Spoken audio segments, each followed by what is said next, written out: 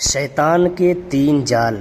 حضرت سیدنا فقیہ ابو اللیث سمرقندی رحمۃ اللہ تعالی علیہ تنبیہ الغافلین میں نقل کرتے ہیں، حضرت سیدنا وہب بن منبع رضی اللہ تعالی عنہ فرماتے ہیں، بنی اسرائیل کے ایک بزرگ ایک بار کہیں جا رہے تھے کہ راستے میں اچانک اوپر سے پتھر کی ایک چٹان سر کے قریب آ پہنچی۔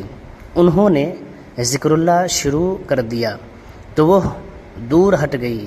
پھر خوفناک شیر اور درندے یعنی پھاڑ کھانے والے جانور ظاہر ہونے لگے، مگر وہ بزرگ نہ گھبرائے اور ذکر اللہ میں لگے رہے۔ جب وہ بزرگ نماز میں مشغول ہوئے تو ایک سانپ پاؤں سے لپٹ گیا، یہاں تک کہ سارے بدن پر پھرتا ہوا سر تک پہنچ گیا۔ جب وہ سجدے کا ارادہ فرماتے وہ چہرے سے لپٹ جاتا، سجدے کے لیے سر جھکاتے یہ لقمہ بنانے کے لیے جائے سجدہ پر منہ کھول دیتا، مگر وہ بزرگ اسے ہٹا کر سجدہ کرنے میں کامیاب ہو جاتے۔ جب نماز سے فارغ ہوئے تو شیطان کھل کر سامنے آ گیا اور کہنے لگا، یہ ساری حرکتیں میں نہیں کی ہیں، میں آپ کی ہمت و حوصلے سے بہت متاثر ہوا ہوں، لہٰذا میں نے یہ طے کر لیا ہے کہ آپ کو کبھی نہیں بہکاؤں گا، مہربانی فرما کر مجھ سے دوستی کر لیجئے۔ اس اسرائیلی بزرگ نے شیطان کے اس وار کو بھی ناکام بناتے ہوئے فرمایا، تو نے مجھے ڈرانے کی کوشش کی لیکن الحمدللہ عز وجل میں ڈرا نہیں، میں تجھ سے ہرگز دوستی نہیں کروں گا۔ بولا، اچھا اپنے اہل و عیال کا احوال مجھ سے دریافت کر لیجئے کہ آپ کے بعد ان پر کیا گزرے گی۔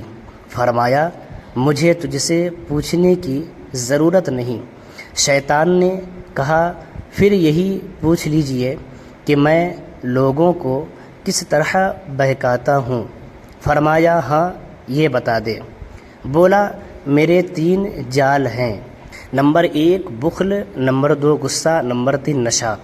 اپنے تینوں جالوں کی وضاحت کرتے ہوئے بولا، جب کسی پر بخل کا جال پھینکتا ہوں تو وہ مال کے جال میں الجھ کر رہ جاتا ہے، اس کا یہ ذہن بناتا رہتا ہوں کہ تیرے پاس بہت کم مال ہے۔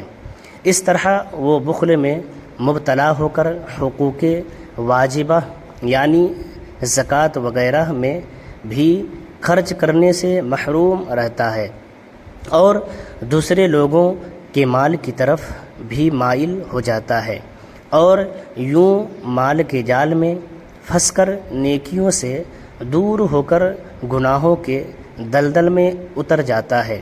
جب کسی پر غصے کا جال ڈالنے میں کامیاب ہو جاتا ہوں تو جس طرح بچے گیند کو پھینکتے اور اچھالتے ہیں، میں اس غصیلے شخص کو شیاطین کی جماعت میں اسی طرح پھینکتا اور اچھالتا ہوں۔ غصیلا شخص علم و عمل کے کتنے ہی بڑے مرتبے پر فائز ہو، خواہ اپنی دعاؤں سے مردے تک زندہ کر سکتا ہو، میں اس سے مایوس نہیں ہوتا۔ مجھے امید ہوتی ہے کہ کبھی نہ کبھی وہ غصے میں بے قابو ہو کر کوئی ایسا جملہ بک دے گا جس سے اس کی آخرت تباہ ہو جائے گی۔ رہا نشہ، تو میرے اس جال کا شکار یعنی کسی نشے میں دھت اس کو تو میں بکری کی طرح کان پکڑ کر جس برائی کی طرف چاہوں لیے پھرتا ہوں۔